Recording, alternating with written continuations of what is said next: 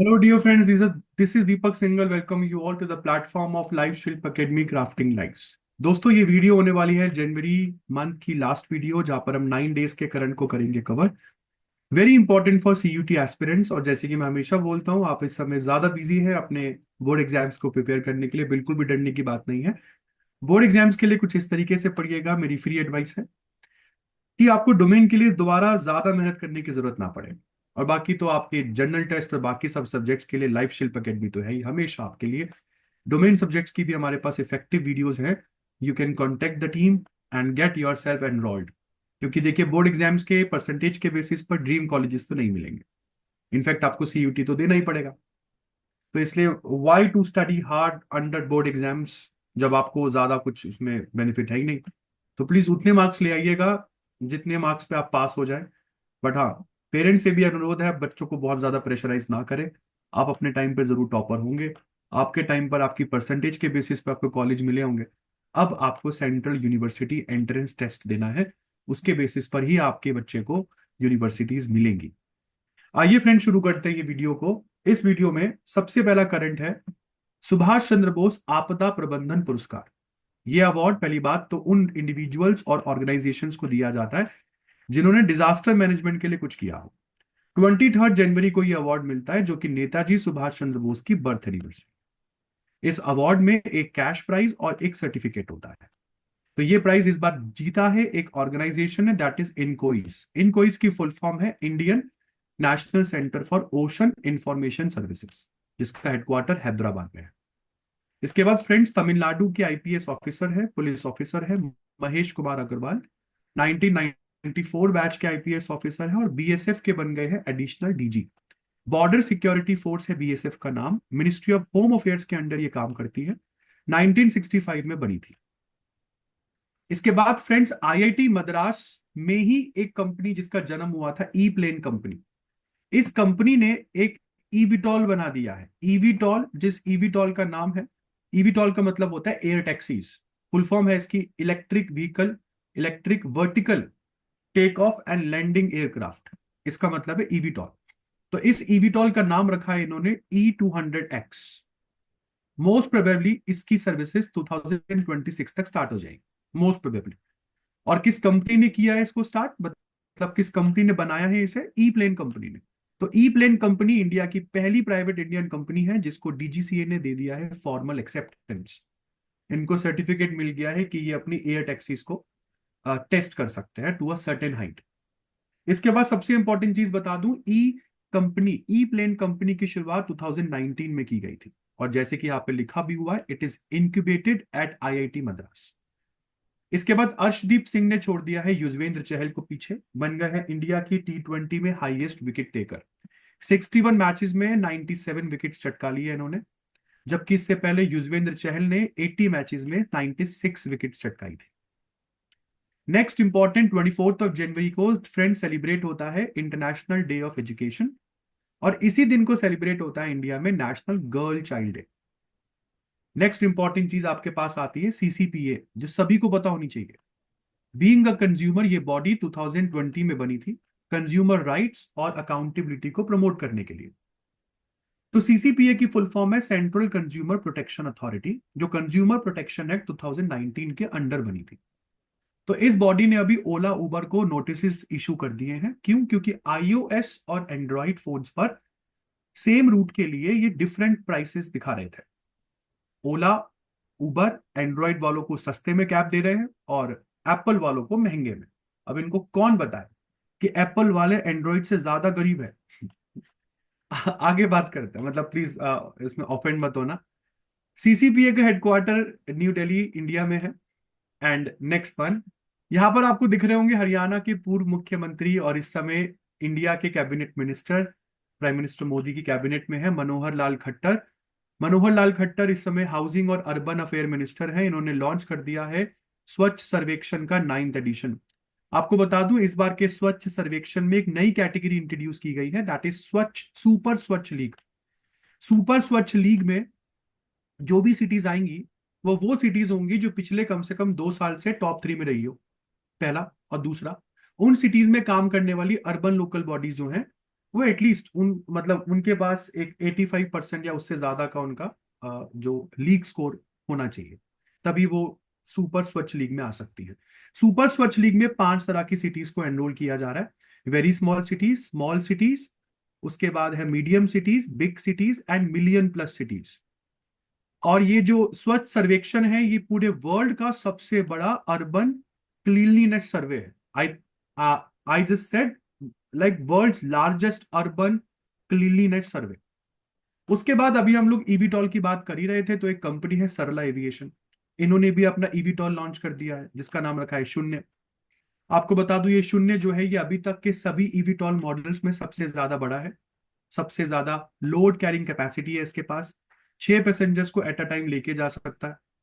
2028 तक इसकी सर्विसेज शायद शुरू हो जाएंगी बेंगलुरु में, क्योंकि बेंगलुरु वो जगह है, पहली जगह जहां पे ईवीटॉल सर्विसेज को स्टार्ट किया जाएगा।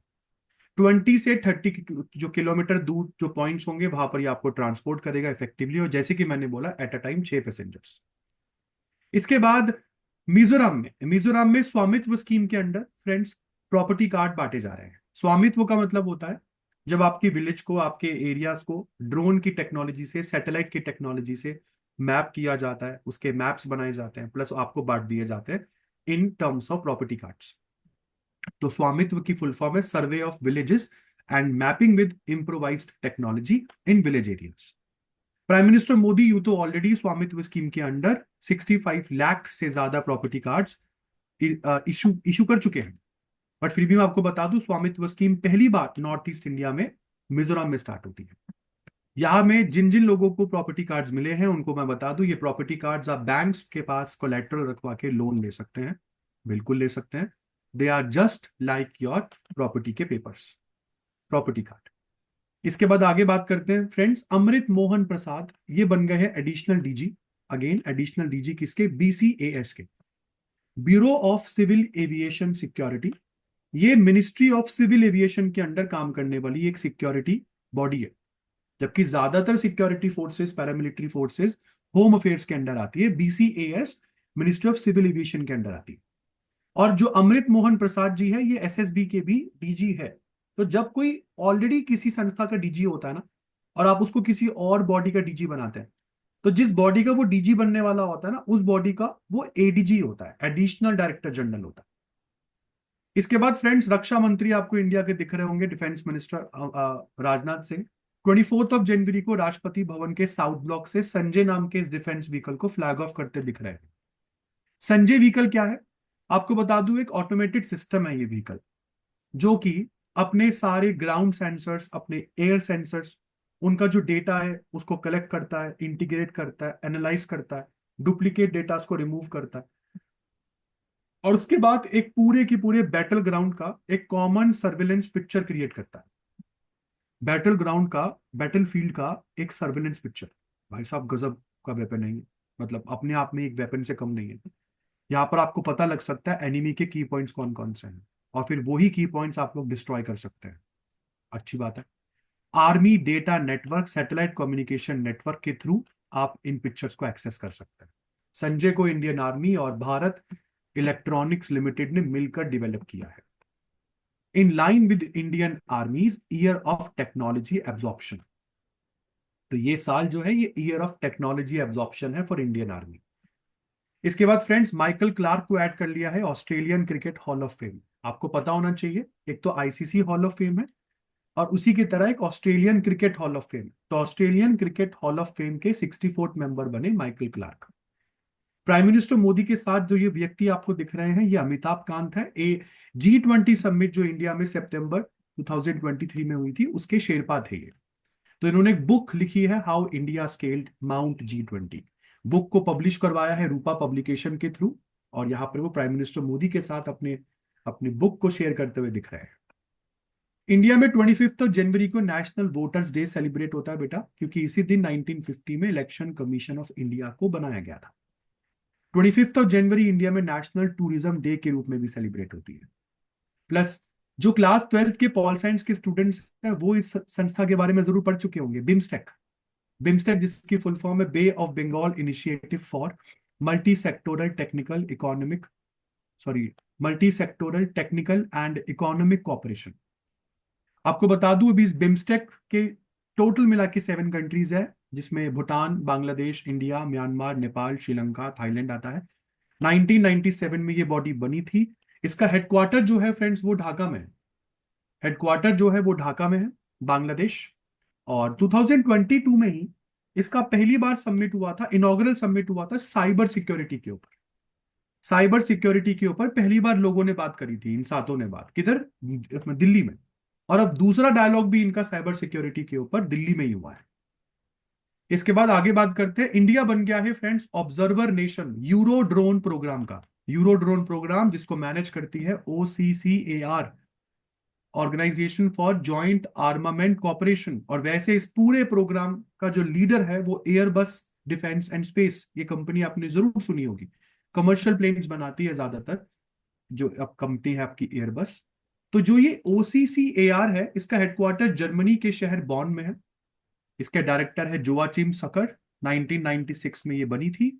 और कई सारी कंट्रीज इसमें इंक्लूडेड है, जैसे Belgium, France, Germany, Italy, Spain, United kingdom.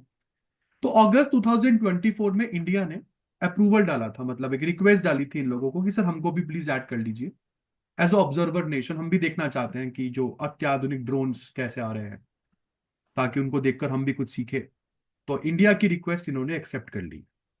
उसके बाद नेपाल ने दोस्तों होस्ट किया है पहला इंटरनेशनल पश्मीना फेस्टिवल, जिसमें 150 से भी ज्यादा स्टॉल्स पर पश्मीना शॉल्स को दिखाया गया, जिसमें ज्यादा 40 स्टॉल्स कम से कम जो है वो रहे नेपाली पश्मीना के। तो नेपाली पश्मीना के कम से कम 40 वेराइटीज को यहां पर दिखाया गया। नेपाली पश्मीना को चांगरा पश्मीना के नाम से बेचा जाता है। चांगरा पश्मीना ये नेपाली पश्मीना का ब्रांड नेम है। और ये चांगरा पश्मीना 3 चीजों के लिए जानी जाती है, अपने हल्के वजन, अपनी वार्मथ मींस गर्मी, और ऑथेंटिक नेचुरल फाइबर के लिए। इसके बाद आगे बात करते हैं फ्रेंड्स, ट्रंप एडमिनिस्ट्रेशन ने जो कहा था वो करके दिखा दिया है। इन्होंने 2 चीजों का नाम बदल दिया है। योगी आदित्यनाथ स्टाइल में इन्होंने सबसे पहले तो नॉर्थ अमेरिका की सबसे ऊंची चोटी, जो अलास्का में है, माउंट देनाली, इसका नाम चेंज करके कर दिया है माउंट मैकिनले। आपको पता होना चाहिए माउंट देनाली का नाम पहले भी माउंट मैकिनले ही था।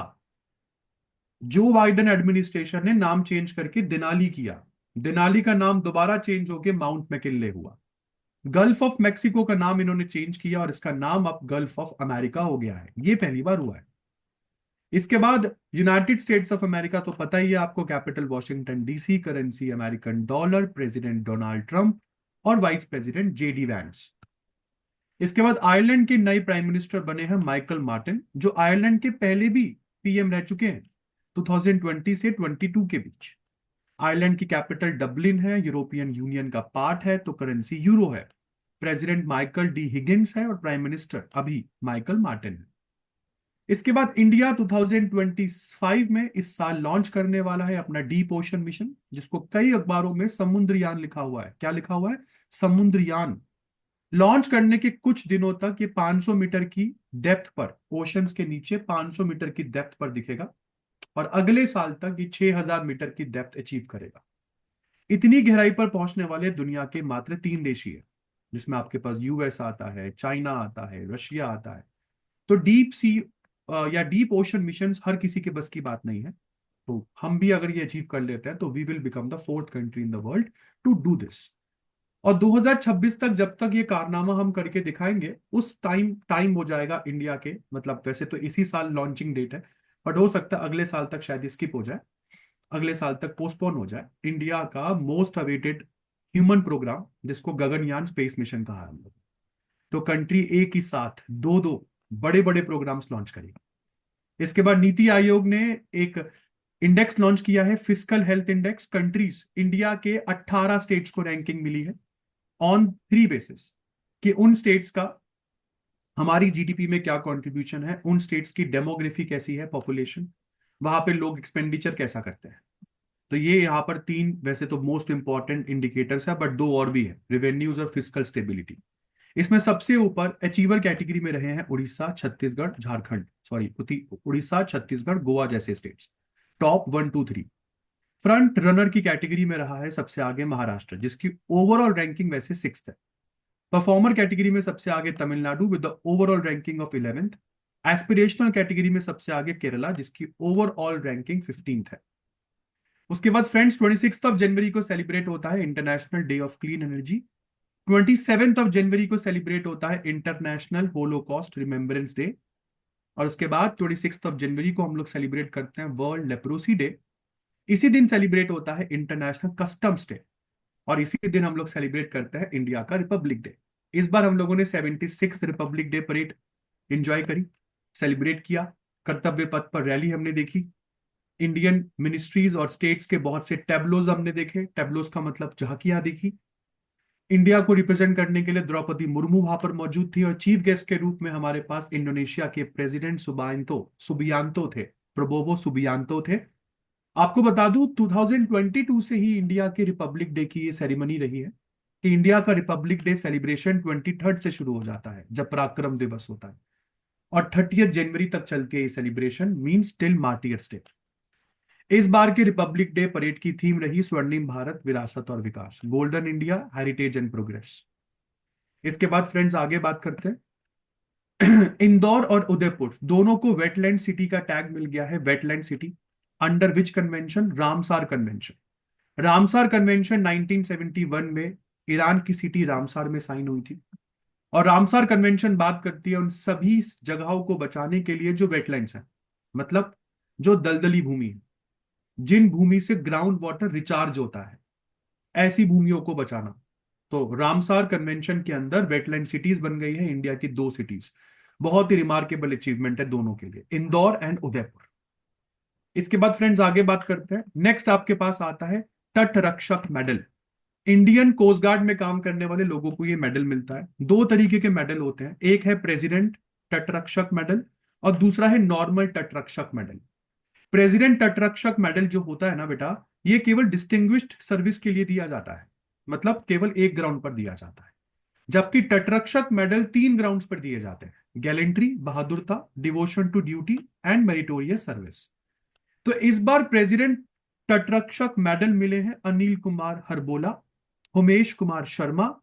और तटरक्षक मेडल फॉर गैलेंट्री मिला है अंशुमन रतोरी, मनीष सिंह, समीर रंजन। और तटरक्षक मेडल फॉर मेरिटोरियस सर्विस मिला है ज्योतेंद्र सिंह, अतुल जोशी, शनमुगम शंकर को। इसके बाद फ्रेंड्स आगे बात करते हैं। जसप्रीत बुमराह को यहां पर सेलेक्ट कर लिया है आईसीसी ने men's test cricketer of the year 2024। Smriti Mandhana को सेलेक्ट कर लिया है विमेन्स विमेन्स ओसीसीआई women's ODI cricketer of the year 2024। और अफगानिस्तान के अजमतुल्ला उमरजाई को सेलेक्ट कर लिया है men's ODI cricketer of the year 2024। इसी के साथ 22 साल के Indian grandmaster Iniyan Panneer Selvam ने जीत लिया है 9th Johor international open chess tournament. ये Johor international open chess tournament Malaysia में खेला जा रहा था। इसके बाद फ्रेंड्स 28 जनवरी को सेलिब्रेट होता है लाला लाजपत राय। लाला लाजपत राय के बारे में आपको पता होना चाहिए, इन्होंने एक न्यूज़पेपर लिखा था केसरी। ये बहुत ज्यादा जाने जाते थे अपने एक्सट्रीमिस्ट विचारों के लिए। 28 जनवरी को डेटा प्रोटेक्शन डे सेलिब्रेट होता है फ्रेंड्स। और यूसीसी, मॉडर्न यूसीसी इंप्लीमेंट करने वाला उत्तराखंड बन गया है पहला स्टेट। यू तो इंडिया की इंडिपेंडेंस से पहले गोवा में पोर्चुगीज के टाइम से चला आ रहा है यूसीसी, बट वो पुराना है। यूनिफॉर्म सिविल कोड के बारे में आर्टिकल 44 बात करता है। यूनिफॉर्म सिविल कोड का मतलब है मैरिज, डिवोर्स, प्रॉपर्टी के लिए सभी धर्मों का एक लॉ। तो इसको एक्सेस करने के लिए, यूनिफॉर्म सिविल कोड को एक्सेस करने के लिए उत्तराखंड की वेबसाइट uk.gov.in पर यूसीसी पोर्टल बनाया गया, जहां पर ऑनलाइन रजिस्ट्रेशन की जा सकती है बहुत सी सिविल सर्विसेज के लिए। सिविल सर्विसेज जैसे कि उत्तराखंड में लिव इन में रहने के लिए भी आपको गवर्नमेंट से सर्टिफिकेट लेना पड़ेगा, रजिस्टर करवाना पड़ेगा अपने आप को। उत्तराखंड में मैरिज से रिलेटेड प्रोविजंस आपको बता दूं जो यूसीसी में लिखे हुए हैं। पहली बात, 21 साल यहाँ पे मैरिज एज है मेंस की। 18 ईयर्स जो है वो मैरिज एज है यहाँ पर विमेन्स की। उसके बाद सबसे इंपॉर्टेंट यहाँ पर पॉलीगैमी और हलाला मैरिजेस को बैन कर दिया है। पहली बात तो पॉलीगैमी का मतलब क्या होता है? पॉलीगैमी को आप लोग प्लूरल मैरिजेस कहते हैं, means the practice of being married to more than one person at the same time. जब एक इंसान मान के चलो बहुत और लोगों से मैरिड हो, जनरली तो ये जनरली वो वुमेन के लिए होता है, when a women is married to more than one man. इसको आप लोग जनरली पॉलीएंड्री कहते हैं। और एक पॉलीगैमी होता है। पॉलीगैमी का मतलब होता है when a man is married to more than one women. तो इसका मतलब ये नहीं है कि मैं पॉलीएंड्री को परमिट कर रहा हूं, मतलब सिंपल सी बात, बट यहाँ पे स्पेशली पॉलीगैमी को बैन कर दिया है। Means the practice of being married to more than one person at the same time. इसके साथ साथ हलाला को, जो कि मुस्लिम्स में होता था, वो बैन है। यहाँ पर जो भी शादियां हो रही हैं उनको 60 डेज के अंदर यूसीसी पोर्टल पर अपने आप को रजिस्टर करवाना जरूरी है। और वो शादियां जो 26 मार्च 2010 से पहले हुई है उनके लिए थोड़ा बहुत रियायत है, मतलब उनको एक्सटेंडेड गाइडलाइन मिली है। डिवोर्स के ग्राउंड्स मेंस और वुमेन दोनों के लिए सेम रखे गए हैं, जेंडर इक्वालिटी को ध्यान में रखते हुए।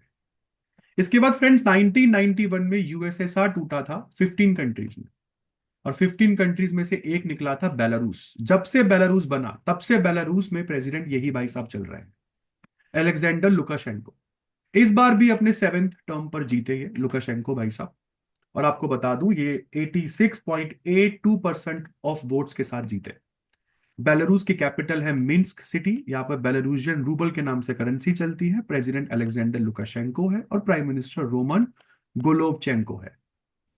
इसके बाद द्रौपदी मुर्मू यहाँ पर दूरदर्शन टीवी को अवार्ड देती हुई दिख रही है। ये award friends electronic media category में मिला। क्यों? क्योंकि दूरदर्शन ने वोटर अवेयरनेस और एजुकेशन कैंपेन चलाया लोकसभा इलेक्शन 2024 के टाइम पीरियड में।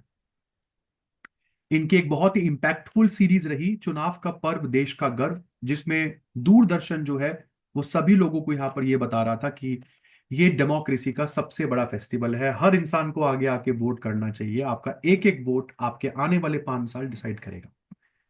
तो बहुत इंपॉर्टेंट, यहाँ पे दूरदर्शन की तरफ से डीजी कंचन प्रसाद द्रौपदी मुर्मू से ये अवार्ड लेती हुई दिख रही है आपको। इसके बाद प्राइम मिनिस्टर मोदी ने उत्तराखंड का जो एनिवर्सरी डे होता है, यूके का जो एनिवर्सरी ईयर होता है, ये भी आपको बता दूं, यूके का एनिवर्सरी ईयर का मतलब यूके जब बना था, यूके जब बना था तो 2000 में, सन 2000 में ये यूपी से अलग हुआ था। उत्तराखंड, अगर हम उत्तराखंड की बात करते हैं तो बहुत इंपॉर्टेंट स्टेट है ये। और उत्तराखंड सन 2000 में यूपी से ही अलग हुआ था। तो उत्तराखंड जब एनिवर्सरी सेलिब्रेट कर रहा था, अपनी 25th एनिवर्सरी, उसी समय प्राइम मिनिस्टर मोदी यहाँ पर उत्तराखंड के देहरादून में 38 नेशनल गेम्स अनाउंस कर देते हैं, इनॉग्रेट कर देते हैं, स्टार्ट कर देते हैं। नेशनल गेम्स जो इस बार खेली जा रही है इनको ग्रीन गेम्स कहा जा रहा है। क्यों? क्योंकि यहाँ पर जितने भी पार्टिसिपेंट्स जीतेंगे उन सबको जो मेडल, जो ट्रॉफीज दी जाएंगी वो सब ई वेस्ट से बनी होंगी। प्लस विनर्स के नाम पर, हर विनर के नाम पर, जो मेडल विनर है, हर मेडल विनर के नाम पर एक ट्री प्लांट किया जाएगा। इसके बाद यूनाइटेड अरब एमिरेट्स ने अनाउंस कर दिया है 2025 ईयर ऑफ कम्युनिटी के रूप में मनाया जाएगा। और इसी इनिशिएटिव के अंडर इन्होंने एक स्लोगन भी दिया, हैंड इन हैंड। इनका मानना है बहुत जरूरी है आजकल के वर्ल्ड में एक दूसरे के साथ यूनिटी और इंक्लूजन के साथ रहना और चलना। यूएई की कैपिटल है अबू धाबी, करेंसी है दिरहम। शेख मोहम्मद बिन जायद अल नहयान यहाँ के प्रेसिडेंट है और मोहम्मद बिन राशिद अल मखतूम यहाँ के पीएम है। उसके बाद फ्रेंड्स जम्मू कश्मीर के लेफ्टिनेंट गवर्नर मनोज सिन्हा को यहाँ पर दिया गया है महाराजा हरि सिंह अवार्ड। महाराजा हरि सिंह जम्मू कश्मीर के राजा हुआ करते थे जब ये प्रिंसली स्टेट था। और इन्हीं के समय जम्मू कश्मीर ने इंस्ट्रूमेंट ऑफ एसेंशन साइन करके इंडिया का पार्ट बनना एक्सेप्ट किया था। इसके बाद जैसे कि मैं आपको बता रहा था कि यूपी के टैबलो को बेस्ट अवार्ड मिला है, तो ये बेस्ट अवार्ड दिया किसने है? पीपल्स चॉइस अवार्ड में, पीपल्स चॉइस अवार्ड कैटेगरी में यूपी की टैबलो को नंबर 1 अवार्ड दिया गया है। मतलब जब लोगों से पूछा गया आपको सबसे अच्छा टैबलो कौन सा लगा, तो लोगों ने बोला वो यूपी का महाकुंभ 2025 स्वर्णिम भारत विरासत और विकास टैबलो। गजब रहा। आपको बता दूं फ्रेंड्स, इसके बाद deep seek, deep seek company जो है ये 2023 में एआई कंपनी है जो चाइना के लियांग वेनफेंग ने बनाई थी, को फाउंडर ऑफ हाई फ्लायर। इस कंपनी ने यूं तो कई सारे मॉडल लॉन्च करे हैं बट ज्यादातर फ्लॉप ही रहे। 2025 में भाई साहब कमाल कर दी इन्होंने। 2025 के जनवरी में डीपसीक ने R1 नाम का एक चैट बॉट मॉडल लॉन्च किया और इस मॉडल ने माइक्रोसॉफ्ट के ओपन एआई, जिसका मॉडल है चैट जीपीटी, इसकी बैंड बजा दी। यूएस में ऐप स्टोर में डाउनलोड्स के मामले में ओपन एआई सबसे ऊपर रहा। मतलब सॉरी, डीप सीक का R1 सबसे ऊपर रहा। एनवीडिया जैसी कंपनी, मतलब जिनकी टोटल नेटवर्थ, टोटल कंपनीज मतलब आज के देशों के जीडीपी से भी बड़ी है, उन बड़ी बड़ी companies, artificial intelligence company, America की स्टॉक मार्केट एकदम से टूट गई केवल डीप सीक के R1 की वजह से। इसके बाद उड़ीसा उड़ीसा वॉरियर्स ने जीत लिया है अपना पहला women's hockey India league final जीत लिया इन्होंने। आज तक कभी उड़ीसा वॉरियर्स ने women's hockey India league final नहीं जीता। इन्होंने हराया है सूरमा हॉकी क्लब को विद 2-1। और ये मैच, फाइनल मैच मरंग गोम के जयपाल सिंह स्टेडियम रांची में ये मैच खेला गया था। हॉकी की जो ट्रॉफी है वो आपको चीफ मिनिस्टर हेमंत सोरेन के हाथों में दिख रही है, जबकि एक पॉलिटिशियन को कभी ट्रॉफी अपलिफ्ट नहीं करनी चाहिए अकॉर्डिंग टू मी, क्योंकि सर आपने कुछ नहीं किया इस ट्रॉफी के लिए। इस ट्रॉफी पर हक बनता है उन सभी लोगों का जो इसके लिए लड़े हैं फ्री में। तो ये मेरा पर्सनल व्यू है, बाकी आपका क्या कहना है जरूर कमेंट सेक्शन पे बताइएगा। इसी के साथ साथ इंडिया में खेलो इंडिया विंटर गेम्स भी चल रही थी। खेलो इंडिया विंटर गेम्स में इंडिया के बहुत सारे स्टेट्स आपस में भिड़े। सबसे ऊपर रहा लद्दाख, टोटल मेडल जीते हैं 7, जिसमें से 4 रहे हैं गोल्ड। सेकंड नंबर पे तमिलनाडु रहा, टोटल मेडल्स में 3 मेडल रहे हैं गोल्ड। और महाराष्ट्र रहा है नंबर थर्ड पर, जिसमें 2 गोल्ड के साथ, वैसे टोटल मेडल 10 जीते हैं इसमें, सबसे ज्यादा मेडल महाराष्ट्र नहीं जीते, बट टोटल मेडल्स में से 2 ही गोल्ड रहे हैं, तो ये नंबर 3 पर फिनिश करता है। इस पूरे खेलो इंडिया विंटर गेम्स में सबसे देखने लायक जो चीज थी वो थी आइस हॉकी। आइस हॉकी के फाइनल में हमेशा की तरह इंडियन आर्मी सक्सेसफुली अपना टाइटल रिटेन करती है। उसके बाद फ्रेंड्स, ऑस्ट्रेलिया की भली ही मेंस टीम हो विमेन्स टीम हो, ये अपनी सुप्रीमेसी को दिखाने से चूकते नहीं है। ऑस्ट्रेलिया ने दोबारा से अपनी सुप्रीमेसी को दिखाते हुए दुनिया को दिखा दिया है। विमेन्स क्रिकेट टीम ऑस्ट्रेलिया की ICC women's cricket sorry women's championship trophy Melbourne में जो हुई थी वो जीत ली इन लोगों ने, जिसके साथ ये टीम जो है ICC women's cricket world cup 2025 के लिए क्वालिफाई करने के लिए बहुत पास पहुंच गई है। फ्रेंड्स, 30 जनवरी को world neglected tropical diseases day celebrate होता है दुनिया में, और इंडिया में हम लोग सेलिब्रेट करते हैं martyrs day in memory of Mahatma Gandhi जी।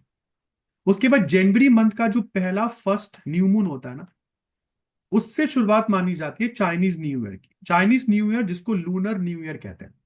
तो लाखों की संख्या में लोग, करोड़ों की संख्या में लोग दुनिया भर में इस फर्स्ट न्यू मून जो भी जनवरी में होता है उस दिन को न्यू ईयर के रूप में सेलिब्रेट करते हैं। चाइना के कस्टम और ट्रेडिशंस का मानना है कि ये सेलिब्रेशन पूरे साल आपके लिए गुड लक और प्रॉस्पेरिटी लेकर आता है। तो ये सेलिब्रेशन ऐसा नहीं है कि एक दिन होती है, कि 21 जनवरी से 20 फरवरी के बीच में जो भी फर्स्ट न्यू मून आएगा उस दिन ये सेलिब्रेशन होगी। इसके बाद दिनेश कार्तिक बन गए हैं इंडिया के विकेट कीपर बैट्समैन, जिनके हाईएस्ट स्कोर रहे हैं T20 इंटरनेशनल में। वैसे तो विकेट कीपर है बट बैट्समैन भी अच्छे हैं। और इससे पहले विकेट कीपर बैट्समैन में MS धोनी का नाम आता था। सबसे ज्यादा T20 इंटरनेशनल में wicket keeper batsman from India के उन्हीं के सबसे ज्यादा रन थे। तो हाल फिलहाल में दिनेश कार्तिक ने इंडिया के, मतलब Indian wicket keeper and batsman होने के नाते T20 इंटरनेशनल में MS धोनी का रिकॉर्ड तोड़ दिया है। अब इनके टोटल रन है 7451, 361 इनिंग्स में, जो कि MS धोनी से ज्यादा है।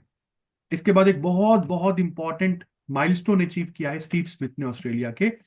इन्होंने टेस्ट क्रिकेट में, पहली बात तो रन बनाना वैसे ही बहुत मुश्किल होता है, टेस्ट क्रिकेट में 10,000 रन पार करने वाले ये ऑस्ट्रेलिया के बल्लेबाज आपको दिख रहे हैं। जबकि टेस्ट क्रिकेट में सबसे ज्यादा रन सचिन तेंदुलकर के हैं इंडिया के में। उसके बाद सीधा फोर्थ नंबर पर आते हैं राहुल द्रविड़। और फिर अगर आप नीचे देखें तो तीसरे इंडियन आते हैं सुनील गावस्कर। कोई इंडियन बीच में है ही नहीं, एक्टिव तो है ही नहीं, एक्टिव प्लेयर तो वैसे ही नहीं है इस लिस्ट में। कोई विराट कोहली, कोई रोहित शर्मा नहीं है यहाँ पर। बट स्टीव स्मिथ को देखकर यहाँ पे बड़ा मतलब खुशी भी हो रही है, डर भी लग रहा है। इस तरीके से अगर ये टेस्ट क्रिकेट खेलते हैं तो आपको पता ही है ऑस्ट्रेलिया में जो हमारे साथ हुआ टेस्ट क्रिकेट में वो अच्छा नहीं था। हमारे जो टॉप बल्लेबाज है वो खेल ही नहीं पा रहे हैं। इसके बाद आगे बात करते हैं फ्रेंड्स। अभी सूरत में, गुजरात के सूरत में national table tennis championship conclude हुई, और इस टेबल टेनिस चैंपियनशिप में मेंस सिंगल्स टाइटल जीता है मानुष शाह ने, और विमेन्स सिंगल टाइटल जीता है यहाँ पर इन्होंने, नाम है इनका अपना दिया चिटाले। ये नेशनल टेबल टेनिस चैंपियनशिप सूरत के पंडित दीनदयाल उपाध्याय इंडोर स्टेडियम में खेला गया था। और इसी के साथ ये है वीडियो का अंत। आई होप आप लोगों ने वीडियो देखी होगी थ्रू आउट द एंड और आपको बहुत मजा आया होगा। इसी तरह की वीडियोस देखने के लिए मैं हमेशा के लिए दोबारा बोलता हूँ, लाइफ शिल्प एकेडमी के चैनल को फॉलो कीजिए।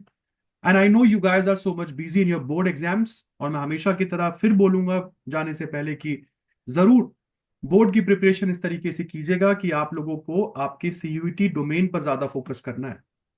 और जो पेपर वन में जो जीटी है वो तो अब हमारे पर छोड़ दीजिए। हमारे पास मस्त टीम है, आपकी जीटी को संभाल लेगी।